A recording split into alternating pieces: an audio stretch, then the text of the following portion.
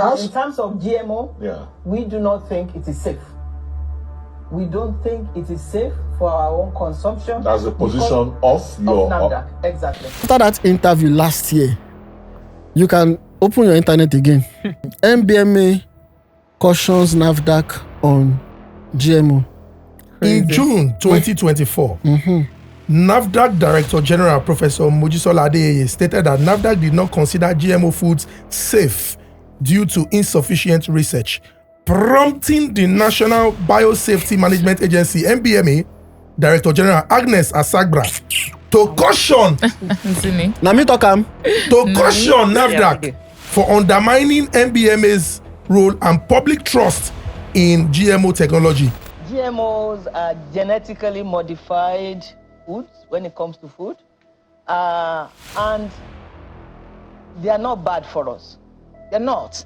GMOs are intellectual property, somebody's technology. That's the first problem with it. The fact that it is somebody's intellectual property, you want to be eating somebody's intellectual property. You don't know what he has coded inside it. Why are our hospitals filled up with all kinds of new sicknesses? Things that you never used to know before. There was a time we thought cancer was an old people's sickness. He said it's better to eat and die. That's eat GMOs and die than not to eat and still die. Saw the video. And then you check, the Nigerian Agribusiness Group has been receiving funding from Bill Gates, who is a major contributor to the patent and the development of GMOs in Nigeria. Wait, you said Nigerian Agribusiness Group? Anybody can just go to the Gates Foundation website, go to committed grants, and just search NABG, Nigerian Agribusiness Group. You might also want to search Federal Ministry of Health. In India, over 300,000 cotton farmers committed suicide because of GMO cotton. Monsanto released a report to say, okay, we have accepted. You caught us. Our cotton has failed.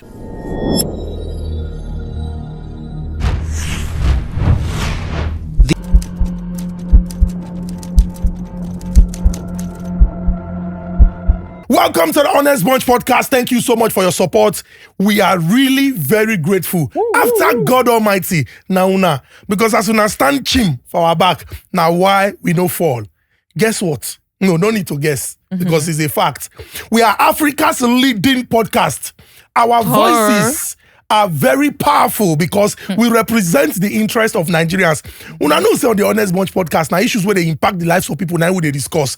That is why subjects when we say, when you listen, you go learn. And most importantly, those when go take action to move Nigeria forward, to move West Africa forward, to move Africa forward, they are here, they're here. So welcome to the audience of elites, because as you they listen, presidents they listen, don't worry, don't worry, don't worry that they listen. You will soon see action very soon. We get updates, we know they hide them, we not be wicked people. Now, why are they telling now about OhentPay? Now let me speak English. Now with OhentPay, you get to send money. It is faster, smoother, and very efficient. There will be no issues at all. Nobody will be say you go send. They'll come, they call you. You will don't go through the hassle of sending. They'll call you say, have not received it. Or are you sure you sent it? Share me the receipt. No. With OhentPay, as you do bakam, you don't do ping ping for the person. You don't enter. So why go through that stress? Then most importantly, you get the way when we say you go send money, you go win mystery box. So that as you they go, so we are already back from summer. Those of us that went to Okigwe for summer. Summer dinner, yes. As you they come back from summer, that mystery box day, so that at least your neighbor they ask you, say, what did you bring for us? You give them bread, you give them okpa, you give them agbalomo. So now OhentPay. Yes, so with OhentPay, you have no issues.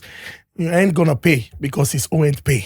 I don't get why some people are saying 200k is too small these days. Only if they know what 150k can do. Wait, 200k is imagine. Maybe they are Lagos. They are like, well, but explain what 150k can do as well, mature. Let them know. With 150k, you can change your life. Yes. Don't no. This is not about win or draw. No. Listen to me. Listen. You will definitely win. With 150,000 naira, Resida has a feature that allows you to deposit and own a piece of land. That land, they go use and do what they call land banking.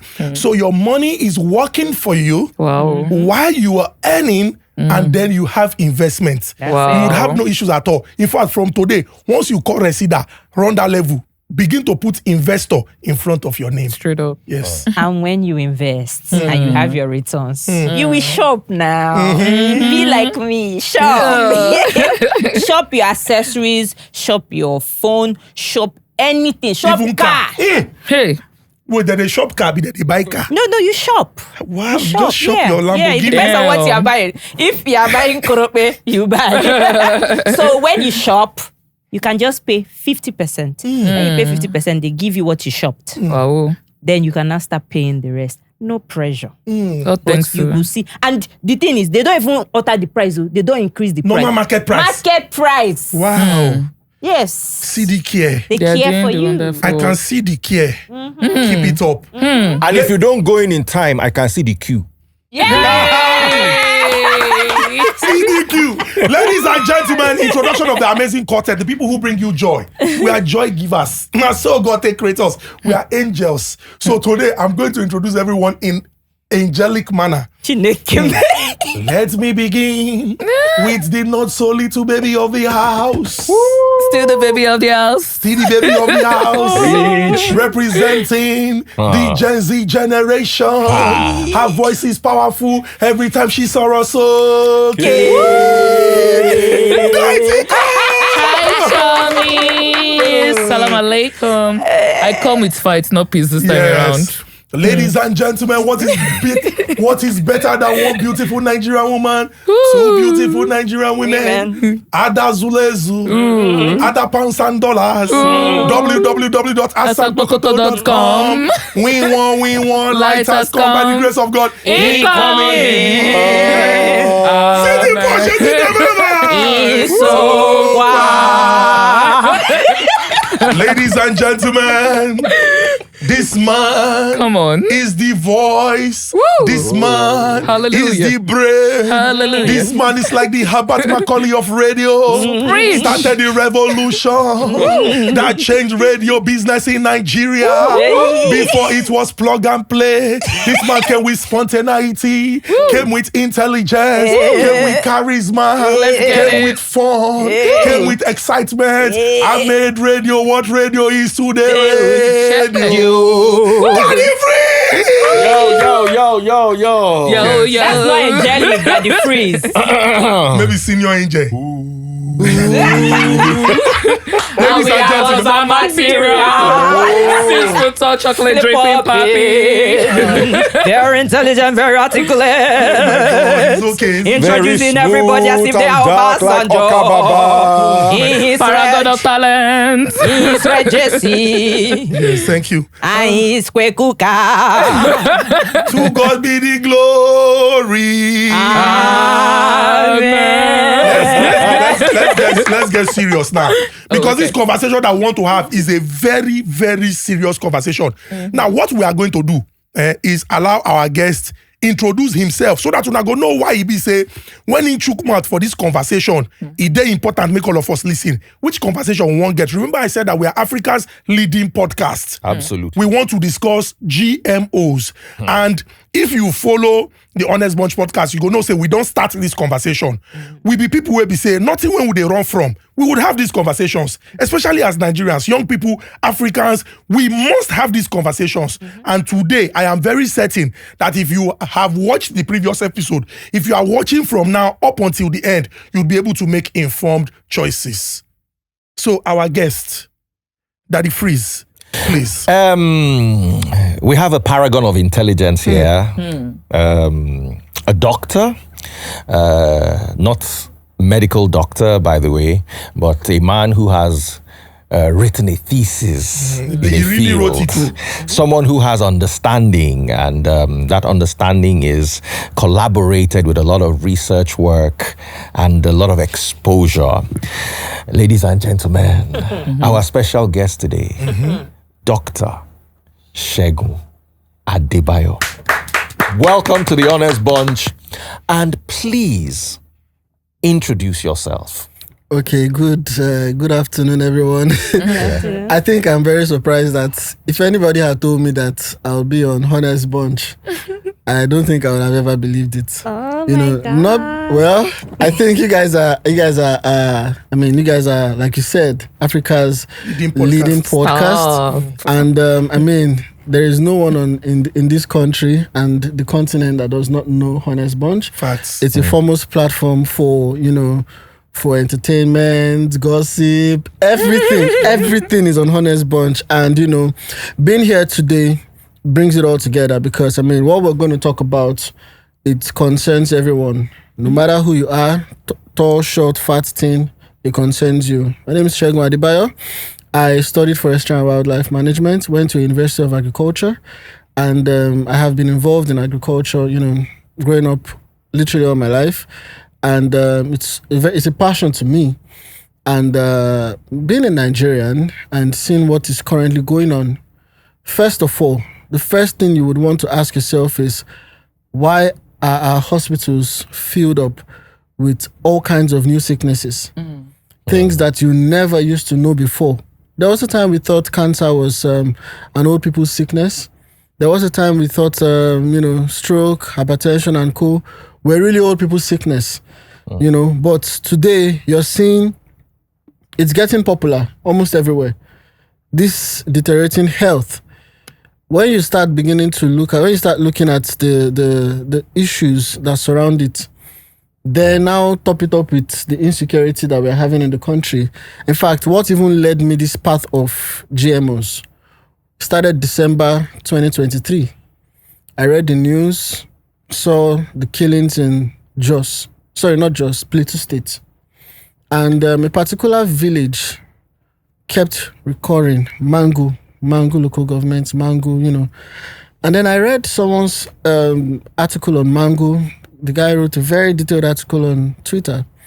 And I found out that Mangu is where you would find Nigeria's largest maize market.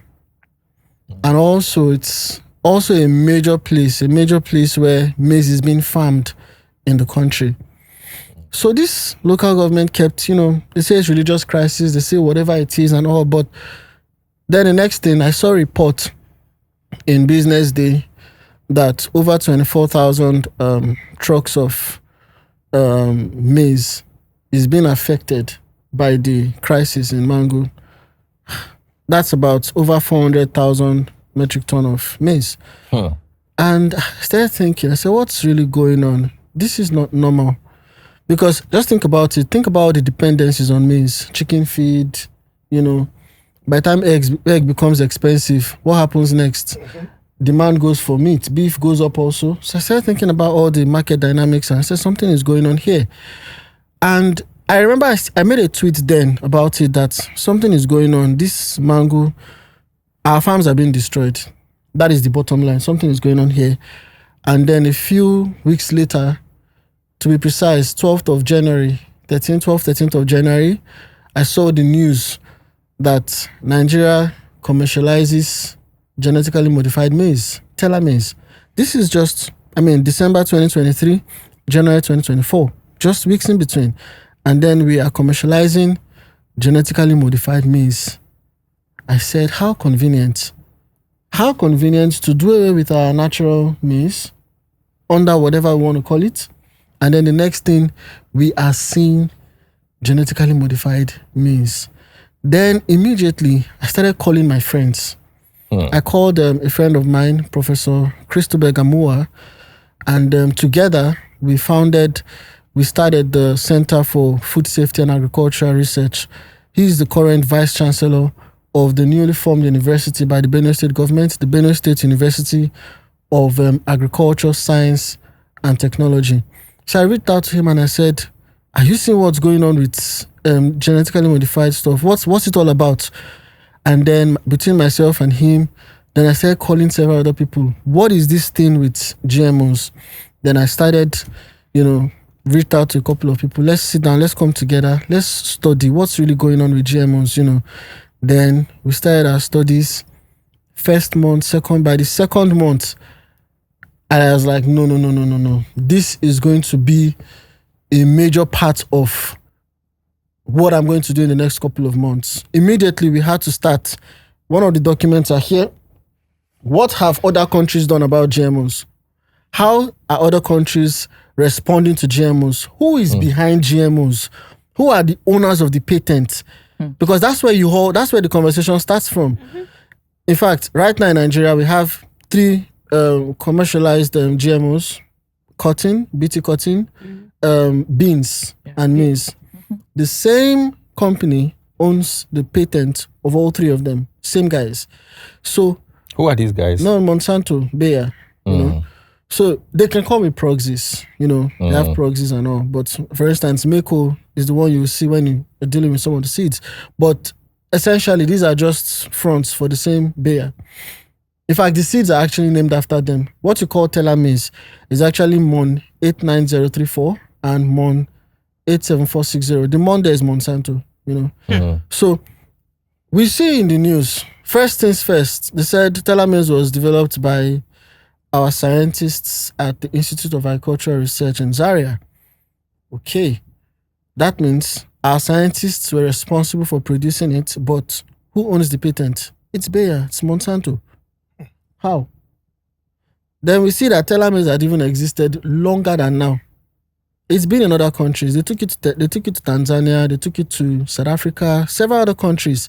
Many of them turned it back. In fact, South Africa initially approved it about 9 years ago. What our scientists said they just did recently, 9 years ago, South Africa had already approved it. But Q4 last year, they reversed that approval. They said because of insufficient risk assessment. So we started looking at, you know, the conversation, because actually Nigeria got to this conversation very late.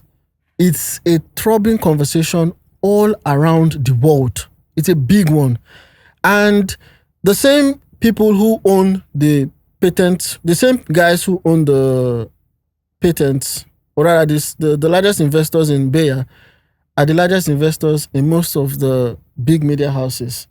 So you wouldn't see that this conversation is actually as big as it is, you know?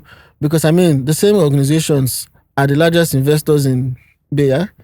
They are also the largest investors in all the, you know, big media houses. So they wouldn't put this troubling conversation on the forefront because it will affect what's going on in Bayer. So this is why it may look as if we are just getting to the conversation in Nigeria. It's been on for many years. There are organizations in South Africa that have been fighting GMOs for over 20 years. You know, even Tanzania, they took GMOs to Tanzania in 2018. They did a few trials and then they stopped. They threw it out. They lobbied them. 2021, they tried it again. They threw it out again. And Tanzania currently has an active ban on GMOs. You know, so when you look at all around the world, let's even forget Nigeria first. Let's look at what's happening around, so that let's know, are these things peculiar to us? You would see how other countries, you will see, I mean, it's a revelation on its own. Then you will come back home and ask ourselves, what are we doing? Where have we been on this? So last year, we started having symposiums where we're bringing farmers, bringing different people together. Come and talk about it. We brought nutritionists, we brought doctors, bring everybody. Come and talk about it. We brought professionals. After the first, second one, then we now found out that there was actually a very large community in Nigeria of people that have been fighting GMOs. Very large community. We didn't even know. We found HOMEF, led by Nimo Basi. He's been fighting GMOs in Nigeria since 2005, 2006. As far back as then, we didn't know. Then we found also JRV and his wife. They've been on it since 20. In fact, you see a very big protest they had in 2016. And I wonder what we were doing. They were the ones pushing this thing. Then you see people like the Joyce Browns. Then I met Professor Johnson Ekpere. That particular individual, Professor Johnson, I mean, he's in his mid-80s. He was the one that negotiated for Africa's position on biosafety as far back as OAU. Wow. He's also inside the thing. I speak to him very often. And I will talk about it. He gave us a chilling story of how, GMOs really got into Nigeria. So we found a lot of people have been fighting it, but it didn't go mainstream as it currently is now, and which we're very happy that it is. So everybody can be very knowledgeable on it. So from there, it continued till, last year, June last year, it was actually a big conversation, June last year, on the internet, but of course, mainly on Twitter. A certain honorable in the House, Honorable Mukta Shagaya, moved a motion on the floor of the House to investigate GMOs, to investigate with a purpose to suspend till investigations are complete, the long-term effects of GMOs, So he moved that motion on the floor of the House, May. By June, GMOs trended in Nigeria for a bit. A lot of people, I was in several spaces debating on the conversation. We had a lot of conversation on it. But after a while, it died down. And then it resurrected by November when we went for a public hearing at the National Assembly. A lot happened between June and November. For instance, the biosafety, the biotechnology people had conferences pushing GMOs. Biosafety had conferences. I was at the biosafety one. But at the end of the day, all of us jammed at the National Assembly November 19, where we had the very popular eat and die situation, where the president of the All Farmers Association of Nigeria, who doubles as the president of the Nigerian Agribusiness Group, said, I was not that I watched it on TV, I was there physically. He said it's better to eat and die, that's eat GMOs and die, than not to eat and still die. Saw the video. And then you check, the Nigerian Agribusiness Group has been receiving funding from Bill Gates, who is a major contributor to the patent and the development of GMOs in Nigeria. Wait, you said Nigerian Agribusiness Group? NABG, yes. They've been receiving grants from Bill Gates organization. This thing is it's very open. Anybody can just go to the Gates Foundation website, go to committed grants, and just search NABG, Nigerian Agribusiness Group. You might also want to search Federal Ministry of Health. They received about $64 million converted to Naira between October, November last year till now. Which of the Federal Ministry of Health? Nigerian Federal Ministry of Health. Receiving grants from Bill Gates? No. Most of our colleges of education, College of Medicine, Faculty of Medicines, our universities, they are all listed there. In fact, our Nigerian Governors Forum is listed there also. So you would see, no, just take your time, go into the committed grants, just search Nigeria, you would see all of them. Different volumes, large volumes of dollars. And then you can trace it. The one that interests me the most in all of this is how GMOs really got into Nigeria and how it really got into Africa. Because you see, that's one of the conversations that we don't see very often. It starts from an organization called the African Agricultural Technology Foundation, AATF. Now, AATF came into Africa with the purpose of improving our technology in Africa, agricultural technology. But of course, biotechnology, that's GMOs. Then they established, listen to this, this is a very interesting part. They established a certain organization called OFAB, Open Forum for Agricultural Biotechnologists. So OFAB now, so think of AATF as a mothership. Then OFAB is now like, okay, we are sending you forth to go around Africa and ensure that GMOs spread. So OFAB now opens OFAB Nigeria, OFAB Kenya, OFAB Tanzania, and co. OFAB comes to Nigeria, goes straight to the Ministry of Science and Technology. We need to trace this. Goes to the Ministry of Science and Technology, finds a worthy host called the Nigerian National Agricultural Research and Development Agency. It's an agency in the Ministry of National Agricultural Biotechnology Research and Development Agency. It's in the Ministry of Science and Technology. Then you know the way this stick used to stay on top dog, or this flea that stays on top. That's how OFAB just leached on that agency. Today, the country director of OFAB is a federal government director in fact, the deputy director of that agency, NABDA.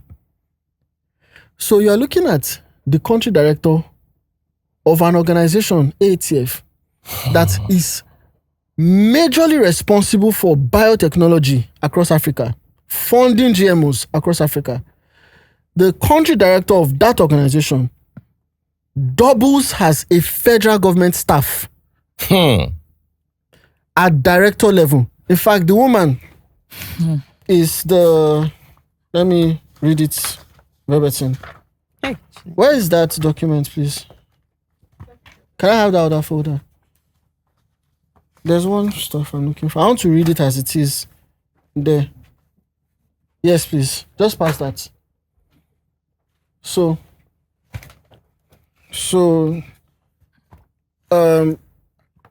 Assistant Director, NABDA, and Country Coordinator, OFAB, Dr. Rose Gidado. When, first of all, AATF, you need to check AATF in that committed grants. AATF has received over 207, close to, last I checked was about 207, I'm sure it's not correct, $1 million, particularly on GMOs in Africa, particularly Nigeria and Kenya. Hey! And this individual, you need to check Dr. Rose Gidado's LinkedIn. She's credited as someone responsible for funding. She's been able, she's happy, it's on her LinkedIn. She's happy to say that she's been responsible for helping bring in funds to fund biotechnology in Nigeria, So she doubles as the country director of OFAB. It's a print from her organization. She wrote this. This is a policy print, It's called Policy Brief, Gene Editing Technology and the Future of Nigeria. It's written by Rose Gidado. It's her name is behind it. So, how do you, now, so let's put that as a question one. I'll introduce you to another agency called the Nigerian Biosafety Management Agency. So here's how it works. NABDA are promoters of biotechnology. They promote GMO in Nigeria very proudly. You can check them out.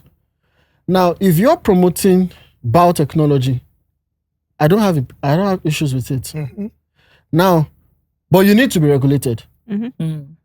So we have a regulatory body called NBMA. I think you mentioned it. Yeah. The farmer.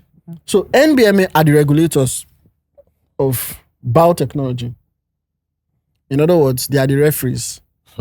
They are the ones in between the anti-GMOs and the pro-GMOs. So they are supposed to play Unbiased. fair, unbiased. Good. Thank you for that. Now, the first DG of NBMA, his name is Dr. Rufus Ebega. Dr. Rufus approved GMOs in Nigeria on the 1st of May 2016. 1st of May is what? Workers' Day. Good. Put that as question one. A public holiday. A public holiday. And it was even on a Sunday. Without anyone's knowledge or what? That's what we see him. So what I said can be fact checked. You can check it out. He approved GMOs. That was the first, approved for importation and cultivation of GMOs in Nigeria. He was the first DG. There was no debate prior to the approval. So there are supposed to be processes, That's how these things go. You put it in the press, conversations here and there. But of course, those things happened almost under the cover. Coded. Many people did not know, except just a few. Anyway, put that on us. I'm still on NBMA now. Now, NBMA, the current DG of NBMA is Dr. Yemisi Asbara. She was one who we saw on TV recently, Channels TV to be precise, where she said, opening statement, she was asked, do we need GMOs? And she said that we need GMOs in Nigeria for food security. That is the Director General of the regulator, who is supposed to be in the middle, advertising GMOs very openly. And unbiased, we need GMOs in Nigeria. That was what she said. So back to NBMA. Now, NBMA has a board. And And sitting on the board of NBMA is NABDA. Rose Gidado's organization. So this is like circular logic. From Joro to Joro. We. So how is it possible that the promoters of biotechnology, GMO, are sitting on the board of the regulators of biotechnology? How are you going to have a fair regulation of biotechnology? Can you regulate somebody on your board? It's not possible. Can you be judged in the case that you are involved? It's not possible. No, so look at it. Okay, I attended the 7th annual biosafety conference, November last year. This is biosafety conference, right? Now, in that conference, all the speakers there were known and profiled promoters of GMOs. Known and profiled. In that conference, they were even showcasing the next set of GMOs that are going to come. When it was time for conference materials, it was OFAB conference material That they shared. that was shared. I got this folder there. Open Forum for Agricultural Biotechnology at the biosafety conference. They were sharing OFAB. Remember who OFAB is? OFAB is coming. They are the ones collecting the money directly from AATF. Their country director is the same person in the federal government employ. And it is OFAB conference material that you are sharing at the biosafety. So when you talk about weak regulation, when you talk about no regulation of GMOs, how will OFAB bring something to NBME and say approve, and NBME will say they are not approving it? It's going to be hard. Because all the conference materials were from OFAB. I can even see the cover of the, they are the GMO cotton, the GMO beans. You can even go through the whole stuff. Everything inside it is about GMOs. You know, Gene drive. gene drive and stuff. So the reason I'm going this route to explain this is because I know that many people are listening. We're going to have policymakers, policy drivers. We need to begin to understand the problem, the foundational problem with why we are having weak regulation of GMOs in Nigeria. There are many other countries. A country like Ecuador, when they did the confined field trials, by the time they were done, they burnt the whole thing. They didn't just ban it, they burnt it. So if in other countries, for instance, Angola, I was at the African Union in February. I attended the African Union. Then during the media briefing, media chat with the Commissioner of Agriculture, then that's like you say the number one person in charge of agriculture on the continent. Her name is Ambassador Joseph Asako. We asked her very direct questions. Not that I asked her. I sat in front of her. I recorded her with my phone. As I asked her the question, I brought out my phone. I put on the record button and did like this. The woman very boldly, you can go search her, she very boldly said that she is against GMOs. In her home country, Angola, GMOs are banned. That there is no proof that GMO is good for consumption. That there's no proof. That any country you see, I'm telling you, I'm quoting her, any country you see GMO, it is the people that have plenty dollars. She said it's Bill and Melinda Gates Foundation. They are the ones that are taking money. They're using money to get it in. That there is no proof. That we didn't used to have autism, cancer, and all these things. But now we're having everything. What? Nobody's asking questions where it's coming from. That we are divided on GMOs. I am against it. Any country, this is the number one agricultural person on the continent. Yes. Spoke. I have that video on record. Nigerian media houses even carry this news. You can search it out. Just search Ambassador Joseph Asako on GMOs African Union. And that's African Union's position. But then in Nigeria, we have GMOs approved on a weekend. On a public holiday. On a public holiday weekend. Then let's now look at the Angola.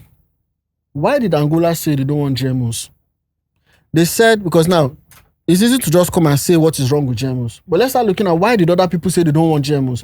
Angola said they don't want GMOs because they found out that they have about 800 varieties of maize and they don't want to lose it. Angola has about 800 varieties of maize. Yeah, I'll read it. Angola's Minister of Agriculture and Rural Development told the Angolan press agency that because we don't know for sure what impact these products have on either human or animal health, they banned it.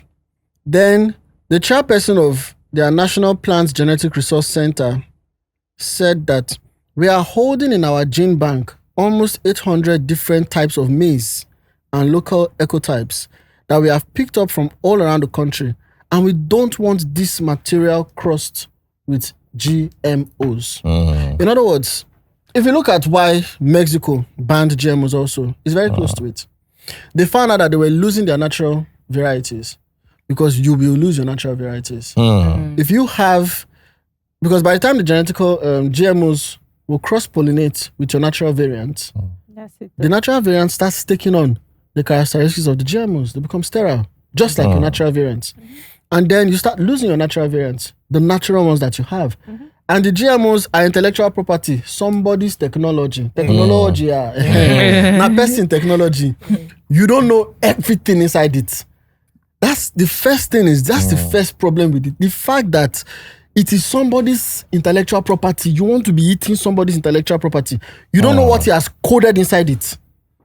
And on the packet of the telomerase seeds, you will see they wrote it there that it's only for planting. In other words, you can't take it and do research without permission from the IP, the people that own the technology. So why do we put on why do we lose our natural variants? Because of GMOs. Mexico banned it. Mexico tried it for a period of time, but they banned it because they were losing their natural variants, and also for the for the health of the gut health of their members. Algeria banned it also. Austria banned it. In fact, Austria's one is very interesting because in Nigeria, when we started probing the regulators, NBMA, I chat with them very regularly. Not that we are far off. We are friends there. I chat with them. We started asking them questions. Where is your risk assessment? If you say you approve this thing, what document did you look at? What research did you conduct before you approved it? That said, okay, pass. Because I'm aware that there's one variant of the thing, MON 810. MON 810 is notorious around the world. It causes, everybody knows that. So Monsanto discontinued it. What kind of problems does it cause? It causes issues like, of course, this whole variety loss and all that. And then sometimes, not even sometimes, they don't deliver the promises of resistance. They say it's pest resistance, it's drought tolerance. They don't. There are studies to prove that even the promises they say that they will give is just for the first 1 year or 2 years. They don't deliver the promises. So MON 810 had already failed. And I'm aware that NBMA also didn't approve MON 810. So are you doing copy and paste? You're like, they didn't approve it. You not approve. Or you're actually conducting real research. Because I'm aware, they said in the biosafety conference that they are working on their lab to become ISO certified. So if your lab has not gotten to that level, how were you able to conduct, to interrogate these things? You know? The ones you already The approved. ones you've already approved as far back as 2016. Wow. You see, these things are very clear. Let's even leave whether it causes cancer, causes diabetes, causes whatever it causes. Leave all those ones first. Let's even come to the politics of the thing itself. Did you not see that in Burkina Faso? They approved the thing in Burkina Faso. Why the Burkina Faso farmers reject it? They came out, all the cotton farmers came together in Burkina Faso. They did a video, a full documentary. Exporting cotton is one of their major cash crops. Cotton was one of their major cash crops in Burkina Faso. They found out that the cotton when they started using GMO seeds, the importers started rejecting their cotton because it was giving them inferior lint. It was giving them inferior cotton. So they started rejecting it. Secondly, the stock, after you harvest, you take the stock, then you use it to mulch, put it on the farm. They were not decomposing. They were not decomposing. So they are lost the biodegradability. At the end of the day, they said, no, we don't want this thing. Burkina Faso rejected it. It's very clear. In fact, you see, reputable media houses carried it. Failure of GM cotton in Burkina Faso is all over the internet for anybody who wants to see it. Then 2024, last year, our cotton farmers came up. Story did that one too now. Our cotton farmers came up in September 23, Business Day. They wrote a publication on cotton and how the thing is, how they are experiencing something very similar to what we are seeing everywhere. In India, over 300,000 cotton farmers committed suicide because of GMO cotton. Monsanto released a report to say, okay, we have accepted. You cut us. Our cotton has failed. Wow. Jesus. They released that report. The reports are on the internet. The internet is full. If it's GMO cotton, you will see, because it's the longest that you've had around the world. The internet is full of its failures. 2016, Nigeria was doing this, stamping it, approving it. Hey. Then 2024, our cotton farmers spoke up. Then because after they spoke up, nobody really saw that report. In Nigeria, if it's not some popular gist, nobody will take it. Yeah. Then 2025, some other smaller platforms started carrying the news of 2024. And then last week, somebody from NBMA sent me a message debunking that report, the 2025 version of the report, not the 2024 one. So they are trying to circulate that we did not really say it. Of course, we know how these things goes. Didn't our DG of NAFDAC last year say GMOs were bad? This year she says GMOs are not bad. No, it's clear. See, I watched that broadcast last year because that happened June, the period where it was hot last year.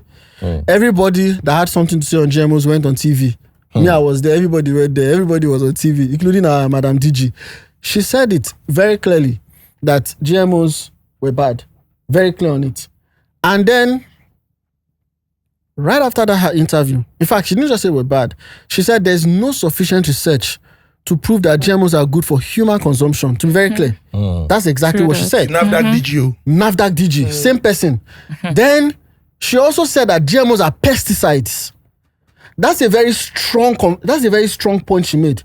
That GMOs are pesticides. Let me explain what she meant by that. Now, what is this really GMO? Let's even explain what it really means. There are different types. There's selective breeding, hybridization. That's not it. GMOs are what you call transgenic crops. You transfer genes from one organism. You will cross the species barrier and put it in another organism.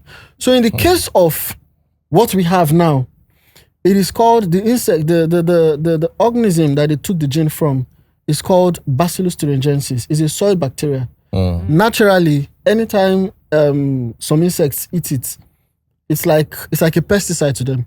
They begin to die. They eat it, they die. It messes up their gut system and they die. So scientists now entered that bacteria, removed that gene that causes that problem. Now said, let us make our food behave like this bacteria. Then you carry that gene, that insecticidal gene from the bacteria, then you put it inside maize, put it inside cotton, put it inside beans, so that when the pests come, the pests say, it's pesticide, and they run. So that's why the DG said that this thing is a pesticide. So it wasn't a mistake. She knew what she was saying. Mistake. Hey. Because the plant is not a pesticide now. You've taken gene, insecticidal gene from the bacteria, and you put it inside the plant so that it will be pest resistant. Abinobiso. Then it's not pest resistant. Abinobiso. And they say herbicide tolerant. And what is pest resistant? Pest resistant. It's a pesticide now. So now you have made our food pesticides. Give us a long-term risk assessment to prove that what you did It's not going Human to affect us. affect us. Yeah, so they will come and quote World Health Organization, FDA, quote everybody to say that people have been eating, that those ones have said that. It's just like the case of, like you can't prove that GMOs are good. Neither can you prove that they're bad. You can't prove they're bad, you can't prove they're good. But those studies, what about the studies? See, there are many studies. There are very many studies. The reason I'm saying that World Health Organization and FDA comes to say that GMOs are safe for human consumption based on, humans have been eating it for a long time and there are no reports of it being bad and all that. However, they will always add that there is no long-term scientific study to prove that GMOs are good for human consumption, they always add it. So while they will tell you that it's safe for consumption, they will always add, they will let Long-term you know disclaimer that there is no long-term risk assessment to prove that it is good for human consumption. So that's they'll always tell you it's everywhere. So now another thing that we should also be very careful of when we're talking about GMOs is that GMO has a twin brother. There's something that always is actually it's being underreported in all of this, and that is a particular. It's an agrochemical. The active ingredient is called glyphosate. Yeah. Now you must have heard of glyphosate. Good. So if we want to talk about glyphosate, I would really be happy that anybody listening can just open their phone and search Bayer court cases glyphosate US $12 billion. Yeah, let's do that quick. Yes. There's a class Evidence. action. Bayer court cases. But Bayer court cases in US, then put $12 billion. There's a class action on Is it. many, is plenty. 12 You have- billion. 12 billion that they have paid so far Hey. Jesus. to people that got cancer. Salubwa. So you can check it. Anybody can look at it by themselves. So so no be say we just dey talk wetin no dey. No, make we E read dey them out. internet. Make we read them Yeah. out. You don't Open see one. him. So yeah, the information is Bayer's significant court cases in the US involved paying over $12 billion to resolve lawsuits over its acquisition of Monsanto, including This same Monsanto. around $11 billion for Roundup, glyphosate, herbicide claims, up to $820 million for dicamba crop damage, and a $400 million payment for toxic pollution claims. These settlements aim to resolve major liabilities inherited from the 2018 acquisition of Monsanto, a factor that led to substantial losses in Bayer's market value before the agreements were reached. So by the time you read more, you see that the amount of payouts is over 100,000 people. I'm being conservative with the figure. Over 100,000 people. You see, I dey come. I have some here. Let me read some of the payouts for us. So you have Monsanto's fines and violations. I had to write the whole report on it. $1.5 billion in 2023. Monsanto was ordered by a Missouri judge to pay more than $1.5 billion to 3 former users of Roundup weed killer who blamed their cancer on the controversial product in one of his largest trial losses in the 5-year litigation over the herbicide. Next one, $857 million. Same. $473,000. Then you keep seeing it. $12 million for illegal. In fact, there's one that's very interesting story. They went to Indonesia. They told the government official who was supposed to supervise risk assessment. I made the guy close. I made free that matter. Should leave the matter. You know, gave him $50,000. Only. In fact, paid the tax for the bribe. The guy reported it. He reported it. Monsanto was fined $1.5 million for it, and they paid the fine. So, in fact, they have a whole Wikipedia page on their bad behavior. Then, for illegally using pesticide at a cornfield in Hawaii, you keep seeing it. For environmental crimes, pesticide violation, and putting field workers at risk. You see it. The community had to say, when is enough? Involving 10 billion, fine to settle lawsuits involving the glyphosate. You see it. It's just all over. And they are different. Different ones find over glyphosate-based herbicide. So the interesting thing is there a face to this brand, or are there faces to this brand? no, there are people. These are major brands in the world. That's what I'm saying. This Yes, there are Monsanto faces. that you're talking of, what is the name of the owner? Who owns it? Or what are the names of the? Just like we know Bill Gates and Melinda. Melinda and their business. So who that owns leads us to another. That's another day's conversation entirely. But I'll give a clue. So I'll give an idea. So if you check for the largest shareholders in Bayer, you would find 2 organizations. They are the top 2: the Vanguard and BlackRock. Now then get the whole Now, world. the two of them are the largest shareholders in CNN. Yes, no. Fox Now then News. get the whole Control world. the media. That's what I was saying. As soon as I earlier. heard BlackRock, I'm like, So oh. BlackRock, the Vanguard, and the Vanguard are the largest shareholders in BlackRock. Just in case. Yeah. So it's a closed So- circuit. They are also the largest shareholders in Google, Microsoft, Apple, Coke, Pepsi. So when you think you are on one side, you are on the same side. So this is a case of You have no he choice. who plays the pipe.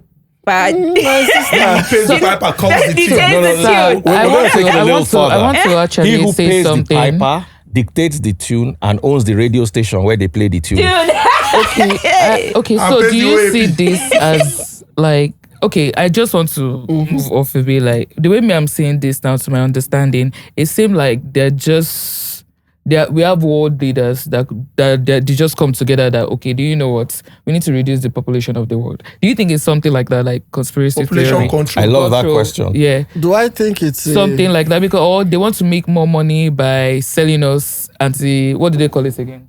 Antibody. What do they call it? Sorry. Antibiotics, vaccines. Vaccines. So later the in large, future. so they are also the largest shareholders in all the big pharma organizations. who are they? It's the same way. BlackRock. Who is the Once person? you just Same hear BlackRock BlackRock and like the this, Vanguard. Let us see, call once you them just hear BlackRock, reptilians just at know this they point. own the world. They are the same people. So here's the thing: the drugs that when you now use Roundup on your farm, and you have gotten the cancer, you now need to manage the whole I reject sickness. it. The person. You now go to the big pharma Pharmacy. people. It's the same guys. So it's like They are cycle. creating they are creating demand. They create The the, problem, sickness and the sell problem it is the back. problem. Problem solution. Exactly. And the So- solution might not be full. See, the truth of the matter is this. These guys, I call them transnational vandals. They go around everywhere looking for places that have weak regulation, Corruption. corrupt politicians, corrupt government workers. Because this thing thrives. I mean, if you study, one thing that's consistent with Monsanto is that most of what they do are dirty dealings. It's very consistent with them. There's a whole Wikipedia page on that, on Monsanto's misbehaviors. You know, it was so bad that when Bayer bought Monsanto in 2016 for about $66 billion, Bayer as at then, their share value was about 93 euro per share. The thing dropped to about 27, 28. Immediately they bought Monsanto, because Monsanto were already in a big mess with the whole Roundup stuff, glyphosate and stuff. So Monsanto inherited that whole problem. First of all, they're having big court cases in America. Mexico just banned them. Mexico banned both glyphosate and GMOs. Then Asia, the whole India matter is still boiling. Now, most of Europe, they are banned. Bayer is originally from Germany. Germany has banned Bayer. both GMOs and glyphosate. So imagine their own country, where they are from originally, they are banned there. Many parts of Europe, they are banned. So how will they recoup their investment? Africa. I found the Damn. people to hold responsible. Who? Larry Fink, co-founder, chairman and CEO. Robert S. Capito, co-founder and Where you want to see president. them? Susan Wagner, co-founder. I This think one so don't have a retire. name to You know, you. carry the cancer, which means maybe they don't even consume what they Oh, produce. they have the Hold cure on, to hold cancer. on, hold on. You want to take them to a court I'm just saying, Where- if you see them. The judges, or you Where you want they're to all in the same. your president, the president There's of a the lot of country, everybody suing is it not, was his campaign not funded by, there are some conversations we have, and I want to bring this Damn. home a little bit. It's Some Nigerian celebrities were in a video supporting GMOs. I want to ask you, is it that they don't, like even us up until now, you are very intelligent but not that famous. How do we tap in? Because before this, I just felt GMOs were benign. No real problem, no real solution. I felt the way the world rejected GMOs is the way the world first rejected electricity when they said they are going to put electricity everywhere. Usually, when technology is new, it has its own 5G, handicaps. I remember 5G as well. Yes, it has its own handicaps. Let me tell you something. One of the biggest technologies that couldn't work was bringing the car. Because the horses were faster and safer when cars were first introduced. What saved the automobile was during winter, if you are not using it, you don't have to feed it. The horse, when it cannot walk in winter, you still have to feed it. That's how we entered. Today, everybody has a car, nobody has horses.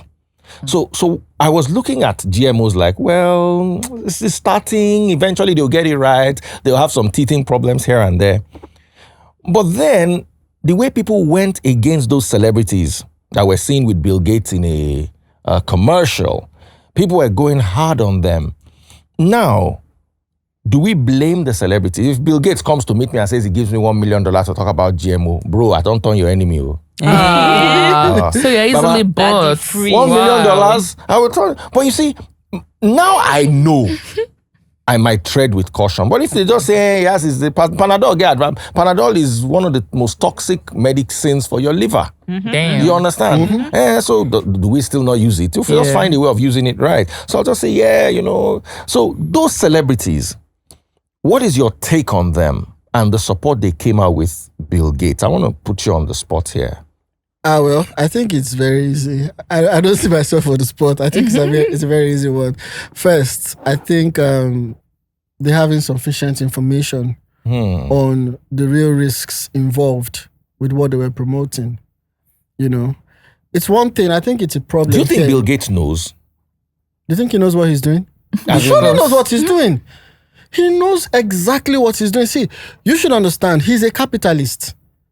He's profit-driven. That is it. It's not... You need to check out who his father was. His father was involved. His father headed a population control commission. Yes, you need to do your... Wait by people. You need to look into his background. No, let's have this conversation. Is trying to control a population, of course, not with disease and wars and all that, is because right now we are at 7 billion. What's our global population? About 8 billion. Yeah, we don't it. We double every 7 years, or I don't have the statistics at my fingertips. Don't you think there would come a time when the world would not be able to contain the human population? And my logic for this is I used to have aquariums. There is a certain amount of fish you can keep in an aquarium. Forget about feeding. What will kill them is waste. When they can't contain the waste they produce again, the environment becomes so toxic they start to die. So I'm thinking about it. Is there any need for population control? Or do you think the world can handle 100 billion people? First, what you're saying now is a theory. It's called the Malthusian theory, promoted by an economist called Thomas Malthus in 1798. And he actually postulated that the carrying capacity of the earth may not be able to sustain its growing population except some economic policies are introduced. Genocidal economic policies. Oh, wow. Yes. So you will now trace... So there are people who believe in Thomas Malthus. They've carried on that ideology for many years. It has led to things like eugenics, racial cleansing. They create wars as well. Yes, to manage all of these things. And let me answer you directly. It is impossible for the earth to exceed its carrying capacity. It's impossible. Everything is held in balance. It has been that way since the earth was created. Now, everything is held in its balance. According to, if we go into Darwinian conversations and natural selection and survival of the fittest, that worked. That little boy who had a sickle cell would not make it past 5. So the earth had a way of controlling itself Where did the until sickle cell science come from? until science came. Sickle cell, there are many arguments. Some say it's a mutation that helped fight malaria, and that's why many Oyinbo people don't have sickle cell. It's mainly an African disease. Not everywhere in Africa.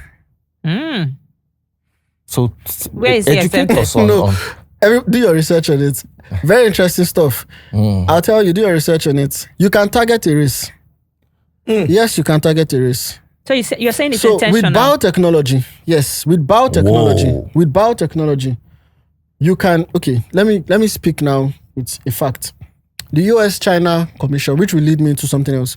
The U.S.-China Economic Review Commission actually came up and said that China has been acquiring intellectual property of US's crops. And they said that I can share that report. please. Just a minute. No problem. Let me help you with this. Let me see that report. Okay. So, 2 years ago, the U.S.-China Economic Review Commission released a paper that China has illicitly acquired U.S. agricultural IP, including genetically modified seeds, and fears the potential weaponization of this technology. Let me explain it. They explicitly stated that China can hack the DNA of U.S. GM seeds to create a blight that could destroy U.S. crops. Experts acknowledge the possibility of using fungal spores, for example, as biological warfare agents to target staple crops. This is a report from US that you can actually hack the DNA of a particular species and make it susceptible to fungal attack. What happened to... Has anyone spoken to any ginger farmer in Nigeria? She was talking today about the taste of ginger. They say it's a Galaga. That is not Galaga. So, no, I'm saying that. So because I'm very active on X, not on Instagram. So we started this ginger conversation. Then ginger farmers began entering my DM to tell me exactly what happened. And what happened with the ginger is not so far from what I just read here. I want to read a report from a ginger farmer to me. Just says- in the country. Yes. I farm ginger in Kafanchan in Kaduna State, where Nigeria produces some of the best quality ginger in the world.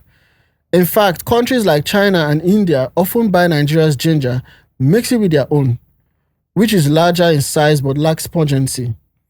Additionally, Nigeria's ginger is exported to the European market and sold as though it originates from those countries. True reports. Yeah. Nigeria has at 2017, we were the third largest producers of ginger in the world, third largest exporters of ginger, just next to those two countries mentioned. And those two countries, like he said, would they add our own to their own to increase the quality of what they're exporting.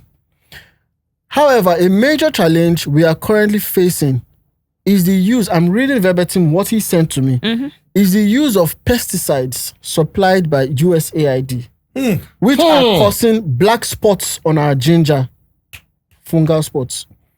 Many of these pesticides contain copper-based fungicides, such as copper oxychloride and copper sulfate. I'm reading verbatim what he sent, and organophosphates, carbamates, and excessive sulfur-based compounds. These chemicals lead to phytotoxicity, chemical burns, and weakens plant defenses. Remember, you read it just now. I read it from the US report. Making the ginger more susceptible to fungal and bacterial infections. As a result, black spots are appearing on the ginger, affecting its quality and market value. This issue needs urgent attention to ensure that Nigerian ginger retains its high quality and continues to be a top choice in the global market. Now, Nigeria imports ginger, by the way, from being the third largest exporter and producer of ginger as of 2017. Wow. We are currently importing ginger in this country from almost everywhere. Anybody that has ginger now, we're going to import. So, you look at this, what the guy just described here is very close to what the US and China. US said that it's possible to be done. So what led us to this conversation is that it is actually possible to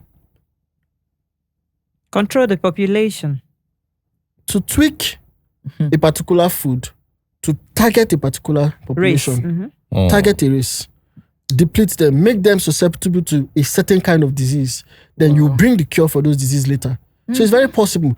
So these things are already happening, you know. We have minds, we can think, call it a theory, whatever you want to call it. But I mean, how do you explain it? From 2017, the largest producers, then also suddenly one sudden blight just came, and somebody, a very top person, I won't mention the name, confirmed to me that was actually an attack. Hey. So my point here is this. The possibilities with biotechnology, unregulated biotechnology, such as compromised as we have here in Nigeria, is a risk that is too expensive for us to bear in this country. We looked at how other countries complained that they will lose their natural heirloom, lose their natural variants. I was talking to someone today. I was talking to someone on the phone while I was coming here. He's my friend. And he said to me, that our natural seeds, that they are being bought massively by these same guys. So if I come to you, in fact, somebody said to me, where is that report? Let me read another report from another ginger farmer. Just hold on. Let me read this one. Listen. Real story from a farming family in Kaduna. Listen to this story. Her village plants ginger in massive quantities, and their impact was felt nationwide. And their ginger species are so good that the scent could be picked up afar. And even the ones you buy would ooze whenever they were stored, you would know it was the real deal. Fast forward to some years back, 2023 to be precise, some foreigners came over to buy their harvest, including their seedlings. Hey. And where they could have bought baskets at market price, they bought 5 to 10 times more and gave them fertilizers. Hey. Now, no ginger grows on their farms. And no one has seedlings to even nurse, as they sold all out of excitement. Hey, the farmers have switched to turmeric, including my friend's parents. Quite a sad story. Now, the guy who wrote the first report to me, I asked him recently, I said, okay, so can I still get Nigerian ginger from you? He said, yes. That as at 2022, it was going for 25,000 naira a bag. Now it's 550,000 naira a bag. 550,000 naira. Hold on, wait now. Make I open the chat. Make person confirm I'm here with me. No be say I dey talk within no day. Hold on, make I open the chat. We just there. The killing, I swear. We don't know, say. And how long are we even going to have this? By the time there's gene flow issues by the time we have gene flow issues from the GMO. Network. But you can see, I was calculating inside here. 550 per bag. And and according to you, we need 300 for a hectare. I mean, Buku now ginger. We need 300 per bag. 100. You can see, then you now said, okay, if it's the dry split one, 350k per bag. Yay! So, now the chart be this now. No be say I dey talk within no day. Even garlic too. I want even garlic. The garlic that it's not side before, right? Garlic will smell. That time, if you swallow garlic, I remember when I was small. My mom would say, swallow garlic. If you swallow garlic, anybody you go close to in the next 2-3 days, the person will not. It doesn't have the now you can swallow that same garlic. You swallow garlic now. Under 2 minutes. It's done. Now, if you use and brush your teeth, it's done. Let's even look at some other interesting areas with this conversation that we're having, because it's too important. When I started my study and research on this GMO thing, I came across one report it was done year 2000. And in fact, maybe you should even check it. Do GM corn, natural contraceptive. Yeah? As in it? The Guardian. Jesus. You will see one The Guardian article to come out tops. It was written year 2000. No be saying that today. We be say we dey talk the thing as the hot. The article was written year 2000. And it's... I'm there. Okay. Oh, yeah, read it. Contraceptive corn is based on research on the rare condition immune infertility in which a woman makes antibodies that attack sperm. Essentially, the antibodies are attracted to surface receptors on the sperm, said Hein. They latch on and make sperm so heavy it cannot move forward.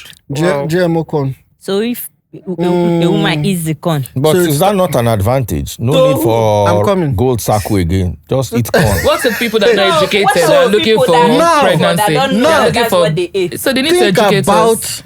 fertility clinic is something that is strange to us here. This was It's 9th true. of September 2001. 9th 2001. of September 2001. Hey, Now you have fertility clinic everywhere. People are eating corn, and we are seeing like you said. What's that ice and shark? Ice cream and shark talk? People are Shark eating attack corn. and ice cream People are eating corn on correlation. one side. You don't know what's going on now. Fertility clinic is rising on the other side. Hey! It's true. Those days, they know they find Pikinu. Yes, No, now. they're gonna tell our girls there. Say if you near man, if you sit beside sit him, on the man's lap. don't sit there, Please. you will just carry. You don't get pregnant. Now there's a lot of fire in blank. Why? It's from these things. But then they will come and tell you that it is not peer reviewed. It is not evidence based. Go and read Or more they say about people it. are getting menopausal signs now come earlier in women. Because Wait now. what I said it one time that some like I know some old women in our village that even when they were like What is late menopause? 40s, 50, they were 50 having their itself. last born. Some of them they used to intentionally leave. The difference between the second to last born and last born is like There's a 10 gap. years or so. But now you see somebody at 30, they say 40 freeze your eggs. So if you don't have children before 30, freeze your eggs. So you look at these things. See, they will tell us that GMOs are not bad. GMOs are safe for consumption. Okay, now my question then to NBMA was that when you saw this report, what did you do about it? Did you carry out any research to be sure whether it is true or false before you approve this thing? At the presence of a speculation that this thing is bad, first of all, stop that approval. Go and be saying you go dey approve something on weekend. Because now what's the enter person body? It's not that you are now approving something on weekend on public holiday. You receive something, sample. They say approve this thing. 22 days later, you are approving. How many days did you use for risk assessment? Research. 3 months later, you are saying is approved. Austria, we're reading that then. Austria used a certain, it brings me back to MBMA. MBMA said they used the European Food Safety Authority risk assessment protocol, which lasts for only 90 days.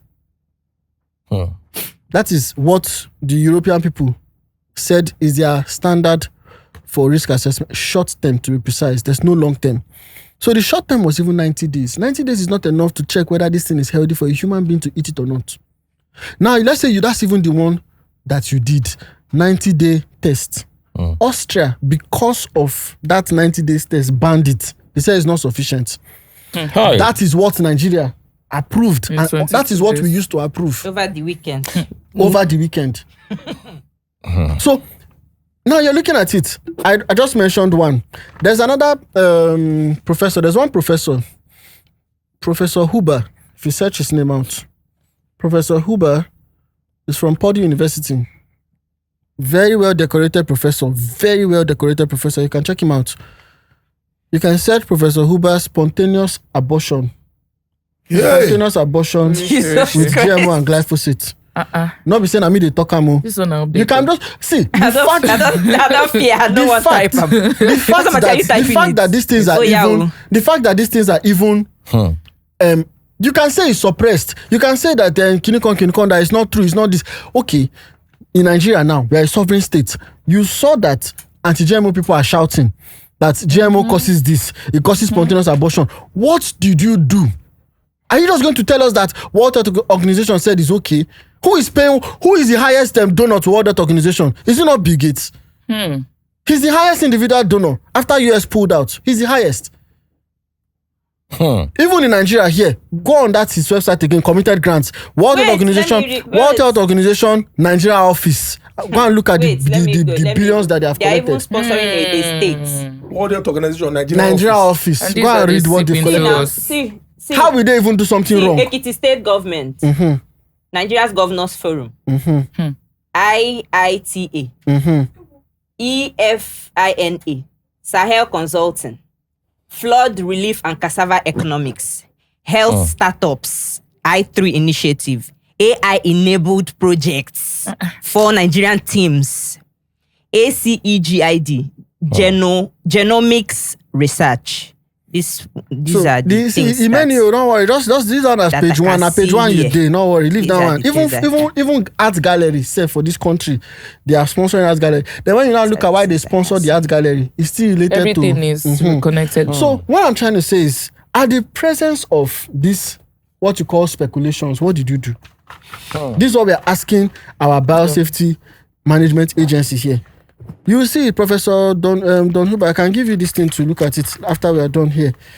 So now, okay, another one they say is that GMOs led to the... So when we first started, they said, there are people that used to sell pesticide. That's why we are complaining that GMOs lead to reduced use of pesticide. Okay, now because the crop now is now a pesticide on its own, right? So that means you don't need to spray. Pesticide versus pesticide. The crop is many things. Just But like it's pesticide, it's postinol. It's crop. right. Esprit the crops. Esprit de crops. But sir, So now, okay. with they said that so that since the crop is not a pesticide on its own, that means you won't be spraying too much pesticide now. The thing will just be rejecting the thing. That's what they said. self-service. You were showing those people that sued. Yeah, we'll continue. No, I just want to quickly ask a question. Did they confirm that that's the main reason, or they just assumed because they consumed GMO? Did they trace it confirm? Those are 100% Yeah. to... In fact, there's one place where they said that they sued Monsanto for hiding reports that proved that their goods are causing cancer. Oh wow! There's a place where they were. If I check it, I'll see it there. I'll even give you this. Because I reference. think most people are just seeing more of the positive side. They are not caring Right. about their own. Is it produces more food, makes food faster. Bounty harvest. No, I'm Yeah. even coming That's to the that. business side. It's That's the the business side. money. I'm coming to that. So now, they said that the thing will do esprit de corps. You say, sure, sir. Self-service now. We now found out that after a 16-year research, 16-year, that's at least appreciably long term, that it increased the use of pesticide by over 244% has between 1994 and 2021 in Canada. Why? I'll explain. So you spray the small pesticide, and you spray the herbicide rather. You spray the herbicide, the thing kills the weeds.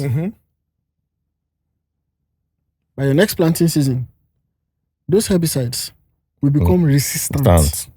So if you sprayed Pium 1 the first time, by next planting season, you'll be spraying 3.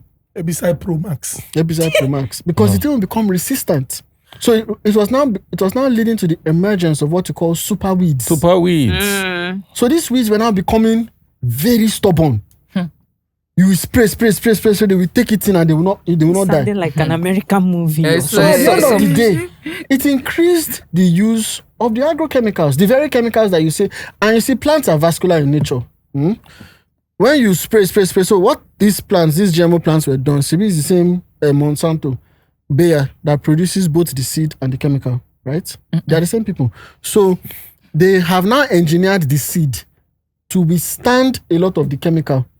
So it's not as if the seed is not collecting it. It's collecting it, but it's not dying.